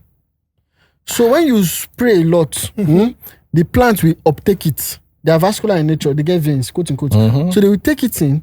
Then Osmosis. inside that whole thing, the plant, after they've taken out the glyphosate, you will now go and say you want to eat this thing. yam. You now put it on I the want table, now eat chop it beans. down. I'm eating healthy. Eating beans. You are eating Subhanallah. glyphosate. Through the said that. osmosis. Eating glyphosate. I said that. So you think that you're eating healthy, but you're not. Your organs. You're not. That's not from another So thing. this is Your organs. so now because it increased. There are reports. This one, in fact, the reports here now is from the same USDA. the people who say the things are not bad, they are the ones now releasing the report to find that GM encourages the use of pesticides long term. But we did short term 90 days. How would you know? So if you ask them today, do you have any long term research of any sort? None. I want to ask, if you put, like, when you've finished with that land, maybe I know it, I just want to reconfirm, I don't know, but Okay. to reconfirm, if I plant GMO seeds on this plot of land, or a piece of land, and I say I don't want to do GMO again, I want normal, natural seeds, will it still do well on this land? So when we had our February symposium in Abuja, there was a man who came. He said he did this stuff on 5 acres of his land. Hey. And after he planted, he said he saw the harvest too. He saw the Bountiful. harvest. He said he Even saw went for it. Thanksgiving. He said it was a lot. Damn. That he was so excited. This thing works. He now said, okay, so he will just save some of the seed and use it in the next planting season. The seed people told him, it's not work. You have to come back and buy. He said, what's the meaning of that? I will use part of the seeds. No. And then he saved some of the seeds and then took it to his farm. So he planted. He said what he saw. He said it wasn't even, he said it was so bad that some grew, some came out, but it was nothing. As in, like, more than like divided by 20. It was so bad, so bad that he didn't know, and he had used all the chemicals and stuff and all. And so he came to meet. The reason why he came to the symposium was to come and find out if we have any maybe To revive remedy it. for the soil or something to suck Revive. out all the chemicals from the soil. And that's why he came to the particular event. So based on what you're saying, if you look at what the cotton farmers said, and if you look at other countries, global reports, they will tell you that the use of, in fact, there's a research by Professor Robert Kremer. You can check it, Professor Rob Kremer, to prove that planting GMO affects the soil itself. It affects the soil. It's a published research. The guy is a well-decorated professor, so don't be saying I'm me talking. So if you use But is another it seed, it will not peer-reviewed? work. Peer-reviewed. Okay. Peer-reviewed research. You can check it out. So If you say I'm not doing it again, I want to go back to my old ways. no, it depends on how you Dep- use the soil. You can plant it and it will not grow. But however, from studies, from things that we've seen, and the people that have come to meet us, they're telling us that the soil actually takes a hit. Let me explain it, and let me even add one more. You can also search for relationship between glyphosate and earthworms. You can do that research by yourself. Any soil that you don't earthworm, It's not doing well. good. So earthworms are affected. So this is where another challenge, biodiversity. Just like cooking and you don't see fly coming. Exactly. So this is where your biodiversity is now being affected. Because they are non-target organisms. You say, okay, you're trying to, for instance, in the maize, they say they're trying to fight against the fall armyworm. So you now made the whole plant pesticide. What about the natural pollinators that we even just come there by accident to call? There are other non-target species. So you're actually not affecting your biodiversity by turning the whole thing to a pesticide. So there was something interesting you said about mango in Jos. Plateau State. Right. Now, some people have said that, what we see in certain parts of Nigeria, where you see farmers' headers clash, insecurity, and people who are supposed to be farming, leaving their indigenous communities in droves, I'm running. is a long-term plan to ensure that the people who fund this research come eventually and set up their GMO farms. Yes, their GMO farms. Is it a conspiracy theory that we should consider? See, and the truth of the matter is this: as far as anybody has brain and can think and has eyes that can see, you should be able to form thoughts, perception, postulate, then analyze. You come up with a hypothesis, then you test, then you check the facts. So there was one study that we even did. In fact, the person that even did that study for me is the person that is my staff that is currently behind the camera, that is in the place here. She did a study. We looked at all the places that we've been having crisis of any kind, whether it is, you say it's religious crisis, Communal. whatever kind of crisis you want to have, whatever kind of crisis you want to call it. went to go and check.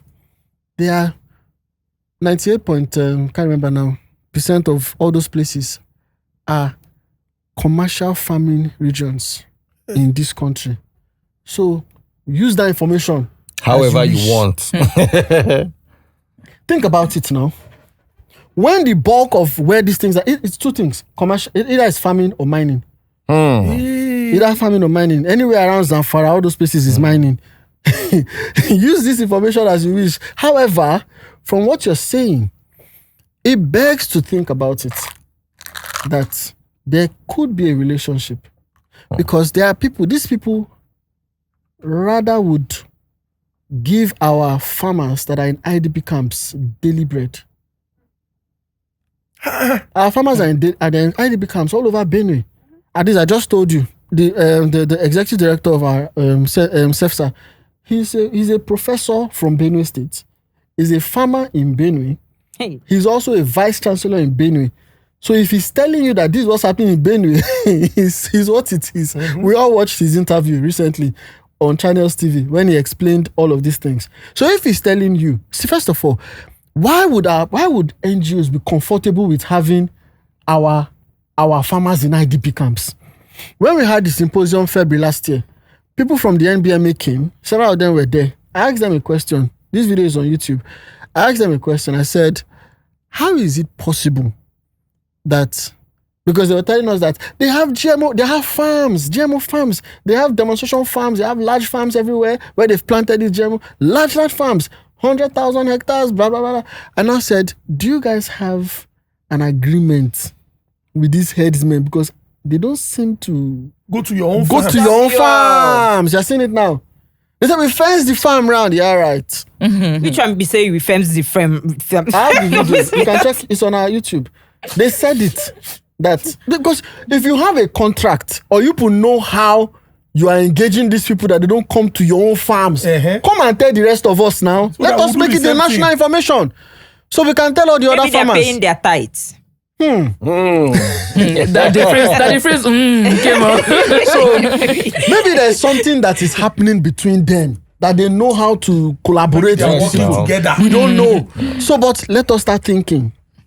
Because you see, I would not tell you that it is because of A that B is happening. But you join the dots yourself. These are information for our national security advisors. Information for our security community. Because let me tell you, food insecurity is the number one. Facts. If if you lose your food sovereignty, you are done. We've already explained it. These seeds don't, after first planting, nothing is happening. You are coming back to them. Oh, thank God I didn't forget this. Now, Monsanto. They want. Good. Those people. So, assuming you are using Monsanto seed, your farm is here. His farm, he doesn't use Monsanto seed. Okay. Wind blew pollens from the farm, from this your farm, Monsanto farm, to his farm. Don't affect They are coming to sue you. Excuse me. That's what you call gene flow. I don't understand. And then my farm, my own farm. Pollen from her farm, come my farm, they will come and sue me. Yes. Why? How It's can that intellectual so? property. How did you get it? It's someone's intellectual property. You didn't. There's no so many receipt that you bought it. But aren't there any clauses that Yes, ma'am. allow natural? Counters. So that is where you now look at precedence. What I just said happened in Brazil. So now another thing again is this: there are laws to protect the interest of these big seed companies. That you cannot save your seed into another planting season. You buy seed from me this year. You cannot say it's the seed you bought this year that you're using next year. You must use it You'll this be year. sued. Yes. It's a law. Now, the same law, that is the same. They just change country, change this. Go and lobby the lawmakers. Go and check Nigeria. Any lawyer listening to me can go and check Nigeria's Plant Variety Protection Act of 2021. Plant Variety Protection Act of 2021. Anybody can go and look at it. We've not even gotten to this part of the conversation. Wow. Because when we're talking about intellectual property, you're patenting life. How do you patent life forms? How do you hold a whole civilization ransom? And Buhari signed a Okay, no, it's not Buhari. Senate. It's Goodluck Jonathan. Sorry. Because PDP. they say the Plant Variety Protection Act. Oh, yeah, 2021 yes, that particular one. Signed is a into law Nigerian by law signed President. into effect by Yes, President Muhammadu Buhari yes. in May 2021 Yes. to protect new plant varieties, thereby encouraging investment in plant breeding and increasing staple crop productivity for smallholder farmers. No, go and check it. Go and. By the time you read that law very well, you will see that it is protecting the interest Yes, of the big farmers. I proceed further. The act establishes intellectual property rights for plant breeders, known as plant breeders' rights, and aims to improve the agricultural sector, attract foreign investment, and boost the Nigerian economy. Okay. All right. So when they want to push some of these GMO thing, they always come with projections. And so my own question to them is, where's your peer-reviewed research? Because they always ask us, where's your evidence-based research to prove that the $586 billion or $586 million you promised when we launched PBR Cowpea, where is the proof that we currently have that money? Because they will tell you, say, Nigeria's agricultural space to receive a boost of $500 and something million if you Support this. See, you can do your independent research. From Alliance for Science, Dr. Rose Gidado and the rest of them, they always have those projections. It always comes like a blueprint. They will tell you how much the economy will be boosted when you accept this thing. Go and check if it ever happened. So you're passing that law to say you're boosting foreign investment. Oh yeah, now where is it? How is it beneficial at the end of the day? See, these are legal lacunas that are waiting for us for the widespread adoption of GMOs in Nigeria. By the time the thing becomes everywhere, you can go and read about the $7.7 billion case in Brazil, where farmers had to pay Monsanto $7 billion. Then you know where we're headed to if we don't take a quick action in knocking this thing out. Why has Nigeria become the dumping ground for things that the world is rejecting at large? You've talked about Australia, you've talked about Kenya. There are many countries. Actually. Austria, I beg your pardon. So if all these countries are rejecting it, why is Nigeria in the epicenter of African GMO production? Is it because of our porous agencies? Is regulations? Is it because of the corruption where Greed. a small bag exchanges hands and regulations are either overlooked or adjusted to suit specific interests? You know what I would say is we have a big issue in Nigeria. Many times it's easy to blame the government. It's very easy to blame the government, to blame the leaders. But we forget that the leaders are actually from us. I say this the all the leaders time. are from us. We are the problem. The fact that somebody can put 1,000 naira in a Ponzi scheme and is expecting 1 million naira, that is the problem. The fact that everybody is greedy. Doc, You see, I'm the with greed is the big problem. you. Doc, And when people get into power, it's just a reflection of the Nigerian. I'm with you. It's a reflection of the people. So we need to first introspect. The people, you see, if all I've said so far, April 2015 was when GMOs were signed into Nigeria. April 2015. Yes. That was Goodluck Jonathan's era. So anybody who wants to come and blame current APC to say it's APC that is doing it, calm down first too. It was PDP in 2015. Let's first establish that. Our favorite Goodluck, Ebele Jonathan, he was the one. And he's currently an ambassador of AATF. He's bold on the website. If you go to AATF's website, his picture is the first you see there. He may not know. He may just see it as science, like you were saying earlier on. Like, oh, this is science to help our food security. Because I can sit here and market GMOs in a way that you will be sold. I can sell you GMO right now and you buy it. But I would not tell you these damning effects of this technology. Okay. So they can sell it to him and he may not do his, you're almost like, when you just believe somebody, oh, this person can't be doing this. Then you just accept what he's saying without doing your fact checks to check what it really is. So this thing is thriving in Nigeria because of us. Oh, bro. I'm with you I on heard this. a farmer say on a space. You remember that space? It held last year, June. a farmer said, and even the guy who you guys interviewed before I came, we were all on a space last year, and that space ended in a very funny way. Actually, it was a very interesting space on X. I said on that space that anybody who supports GMOs in Nigeria is an idiot. And everybody was, no, how do you say that? Very interesting space. Anyways, somebody in that space said that even with everything she has heard about GMOs being bad, she will still sell GMOs because she has to make profit. She's in the business for profit. Business side. Imagine. That said it. She's not thinking about long-term effects. The said it. problem. So it thrives because, and you see, what can change this are policies. Policies can redirect everything. And the conversations we are having, why I'm even here is because I know that policymakers are going to listen to us. A lot of people are listening. Whether what I've said is true or false, it is left to what is in their internet to check. I didn't say anything that has not been seen on the internet. So anybody can go and cross-check it themselves. Check whether what we're saying is true and check whether that is the future that they want for their children in this country or not. Is that the future you want for your family members? Is that the future? You're hearing all kinds of sicknesses now. I heard there's one called PCOS, hormonal disorder. Yeah, That you should women. also Ladies know. who have hairs. You should also know. Fibroids is everywhere. Fibroids That everywhere. one is. You should also know that part of what glyphosate does and these GMOs, part of what they are being fingered in areas of hormonal disorder. Hey. It's being fingered in the whole thing. You can check it out. God, and I in beg. fact, I think I should even talk about this very interesting chemical. It just got banned in Nigeria. It also works with GMOs, but it's called atrazine. It was banned 2023, but it takes effect. The effect started January 1st, 2025.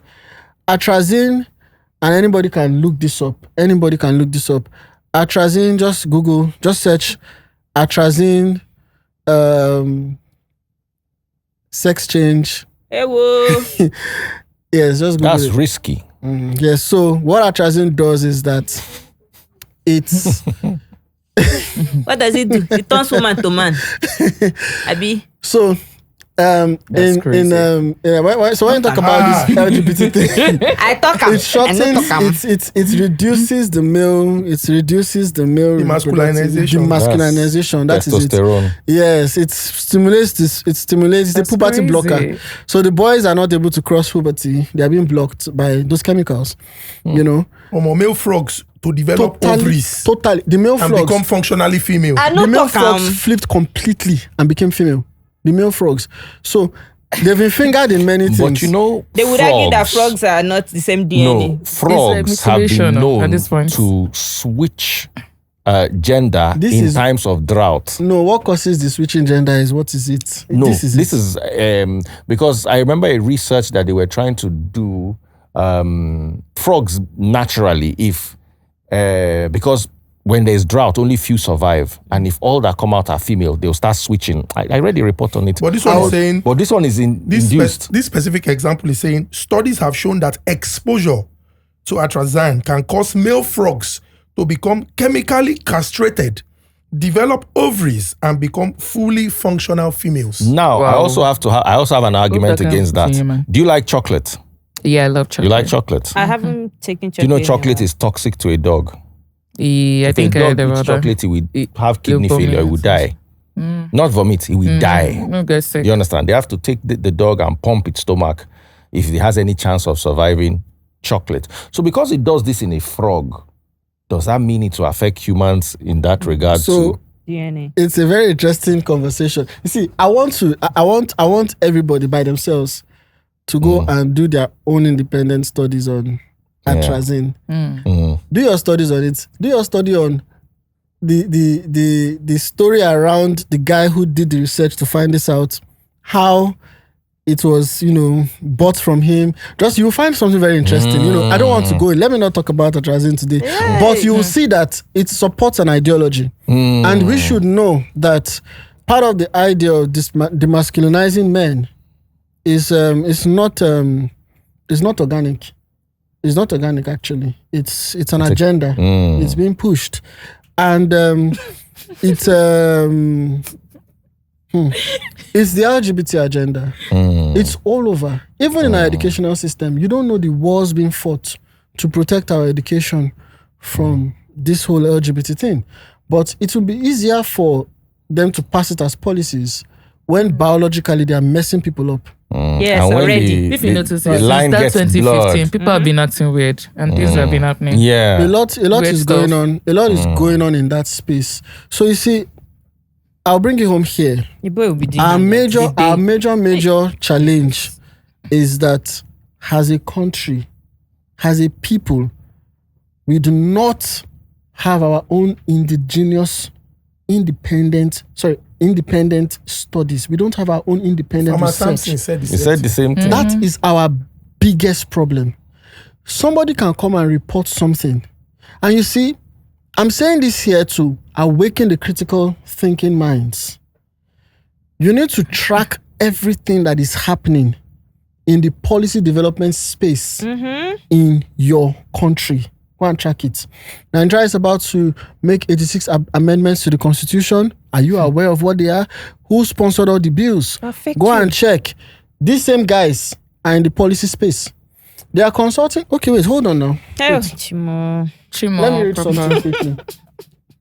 This is the open week we had at the National Assembly, right? And we had an open week. The first person that even when he mentioned this, he talked about it.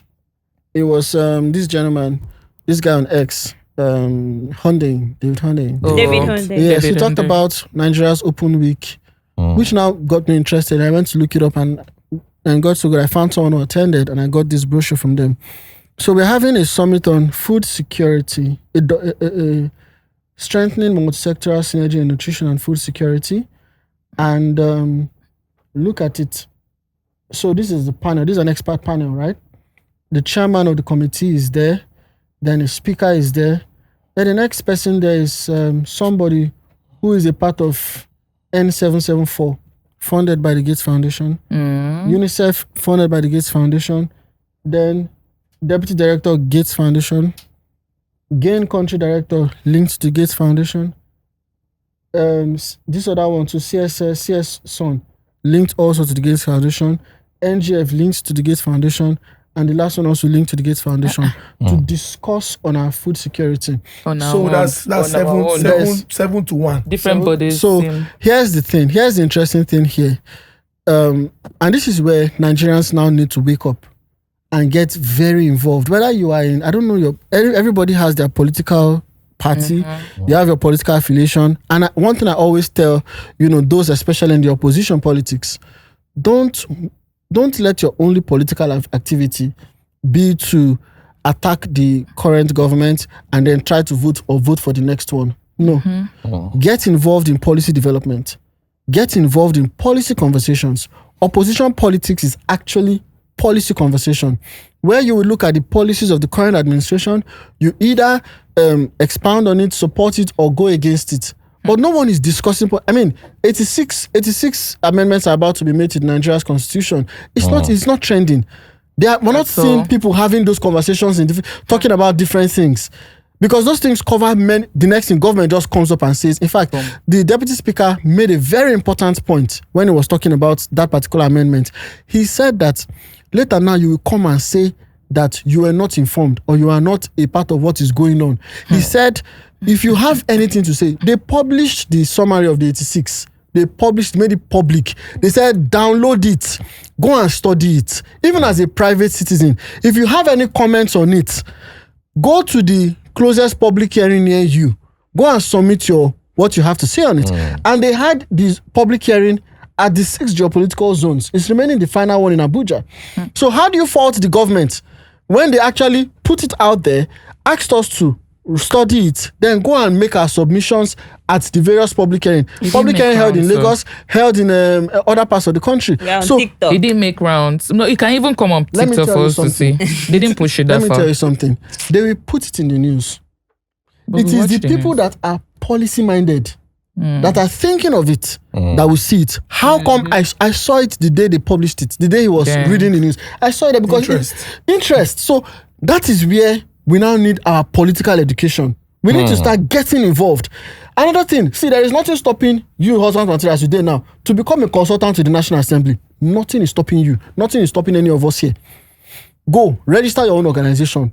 Go and meet them. You have something to say on GMOs. Go to them. You have something to say on anything.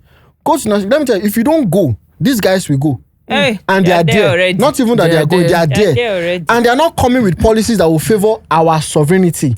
They are coming with policies that favor their agenda. pockets. Their various businesses. Their The man has pockets. invested in go and look at if you go to ATL website, go and look at the list of people that supported the promotion of Telemans, GM, all the GMOs, USAID, Bayer, Gates Foundation.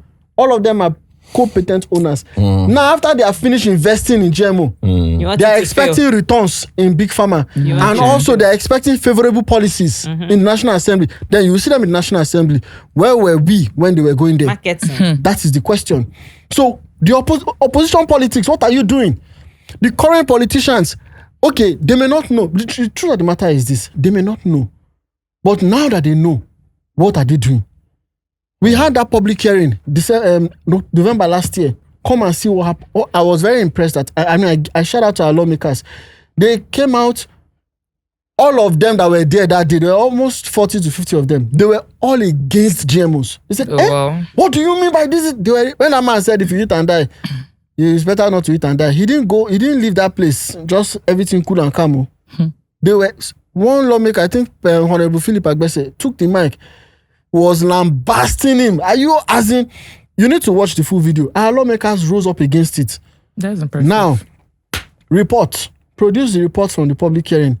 Let us go to the House again. Since November last year, we are still waiting for the report. The powers that And be. it just Nobody getting needs to popular tell now. me that somebody is trying to play delay tactics. They closed the gates on the report. Nobody is trying to tell me.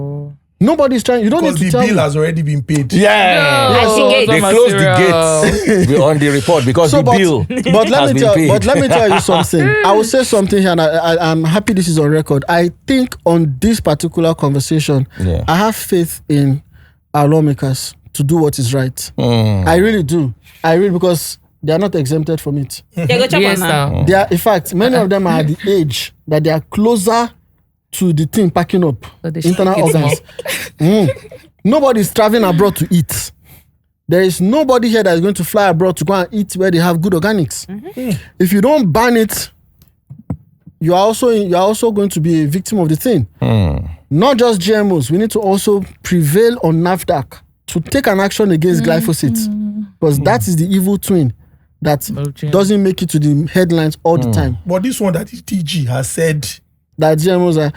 You see, there's a story to that. And I was expecting it, because after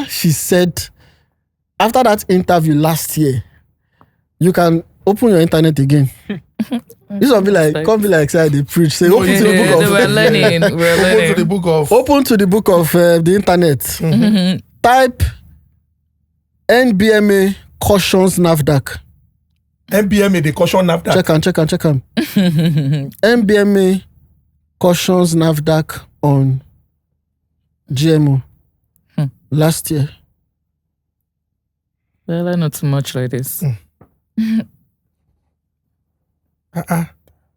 In June 2024, NAFDAC Director General Professor Mojisola Adeyeye stated that NAFDAC did not consider GMO foods safe due to insufficient research, prompting the National Biosafety Management Agency, NBMA, Director General Agnes Asagbra to caution Now me talk am. NAFDAC for undermining NBMA's role and public trust in GMO technology. Later, Adeyeye clarified her comments were taken out of context. Ew. And in July 2024, the agencies held a joint meeting. This meeting established a technical working group to enhance collaboration on risk assessment, labeling, and safety standards, emphasizing a unified message based on scientific evidence. So the person that brokered that meeting between them is a known promoter of GMO. He likes GMO. And Anyways, so just leave that one there. But you have seen that NBMA cautioned NAFDAC. It's not me that said it. So were you expecting her to come in 2025 to say GMOs are bad? Because the hand has been twisted. But so long as food is concerned in Nigeria, so NBMA don't get mouth past NAFDAC. My brother, NAFDAC is under the Ministry of Health. True I don't that. see one picture here. I see the person. You see the person. NAFDAC is under the Ministry of Health. That person was the Minister of State for Health Who's that? at the time. Who's that? The person in their middle. The person in their middle. Settle the two. He You know was what the- color your name? And the Ministry of Health, the Ministry of Health has received how much again from Bill and Melinda Gates Foundation? Wait, that one day. So how are you going to actually expect our agencies to function as sovereign agencies when they are being funded from outside? Health startup initiative, $450,000. No, that one has small money. You go see no, some dollars. you Grants. see 1.481 two Governor, times. okay. Then you Food see- relief and cassava, $5.6 million. Dollars. Those are small. Dollars. There's $150 million lump one boom $50 million to the Ministry of Health. What am I They saying? did But which Yeah, kind if you of check, you love see. these people get for us? Yeah, When my brother. They care about They us. don't care. Which care be that one? They don't want anything to happen to us, so they want to give us their best GMOs. Meanwhile, hold on. Meanwhile, That there's is a particular. I was talking to one guy. Somebody reached out to me recently that his wife died in one hospital. She was induced. Subhanallah. She was induced during childbirth, and in fact, he said that 3 other people were also induced, and they were all fatal cases in a hospital here in Nigeria. And I was very upset. I now reached out to a health-based NGO that, what can we do? Can we take this up? Then the doctor in the health-based NGO now said to me that there's actually a department in the Ministry of Health that is supposed to be looking into these things, but they are not being funded. So a case can drag for years. It can drag. Nothing is happening. It's not even making the news. Nobody even knows that such things are there. Nobody to pay the bill. Who will fund that? So whoever comes and funds it now. So all the funding that is going to the Ministry of Health that you're saying, they touch that area. Where can't they go? My brother. If you ask me now, who I go ask? It doesn't make it through the gates. So what are Isn't it? so the reason for this critical looking at these things is it is our everyday Nigerians that are occupying these civil service positions. It's our everyday Nigerians, our friends, brothers and sisters, Fathers, and mothers. sugar daddies. They are the ones that are occupying this position. When people just say, Tinubu, the president, calm down. How many will he know? How many will he see? And these people are I will supposed not to be even- experts. Let me even Now say them something. suppose they brief them. Yes, let me even say something. See, let me even say something here. The president's wife has a project. When she brought out the Is project, it a vegetable farm? I dey come. When she brought out the project, a lot of people mocked it. But to me, she called it Every Home a Garden. You see that project there? I followed that project up till I became a part of it. Yes. I said no. The signing out ceremony of that project held about 4 weeks ago, and I was there. And I mean, I did there gidigba, because let me tell you, the initiative behind that thing, I saw people, women. Wait, no worry. After the show, I go show you now for my phone. You will see people that were in debt, people that were poor, nothing, and then they participated in it. Now they can feed themselves. I'm telling you, the person that even won that competition, she made it into a competition. The person that won that competition is farming in a 3-bedroom flat. In her house, every home a garden. I met the woman myself. I will show you my picture with the woman. I saw the farm. My mom plants some. Planting pepper, cucumber, tomato, everything in her balcony, everywhere in bags. Everything growing there. From there, she's feeding. She's feeding her family, giving people all around, encouraging subsistence farming. Everybody having small gardens. See, a lot of women having those things. Now that project became so successful because I was involved in the one in Abuja. I'm close to the person in charge of it in Abuja. So they had it in every state around the country. It was so successful that at the end of the day, they now had to package it as an initiative under the Ministry of Agric. So, but it empowered a lot of people to be able to feed themselves. So now you are seeing that posturing to be generating self-sufficient food, not the one that they'll be selling seed for you every time. That posturing to me is where I latched on to get involved in that project. If we have more of that, if we can even popularize it, if everybody, I know so many people right now that have started mini farms Like me, all around. We don't buy water leaf in our You house. see now? And green. Moringa leaves, You see- all the Everything. stuff. And you Vegetable. see, just have those things. You just have one small space. You are planting fancy plants that is not going to do anything. Root out all those things. Start putting small It's things there. actually at the flower provision. Yeah, That's where we're remove planting the water flower leaf. around bed. the house. Flower what? What is the flower? A It's bed. fine. Okay, it's fine. You're not eating it. Water leaf has flower, pink stuff. Yeah, you understand? So take it out. Put your yam. Put your tomatoes. Put all those things. You will find out that you will be able to get some food for yourself. There's a woman who participated in that first lady. In fact, she first had a project before then for disabled women, empowering them. One of them, disabled woman, I saw this woman myself. She has bought land. Her foundation is in the ground. I saw it myself. It's not that they told me. So these projects are just happening here and there. Many people are not aware. So before we start shouting, the government is bad. I'm not a government person. But at the same time, you have to look at it. From both The sides. good they do like this. The bad they do Condemn. Do like this. It's not just a blanket, this one. And if you are doing like this, you now have to show them the way.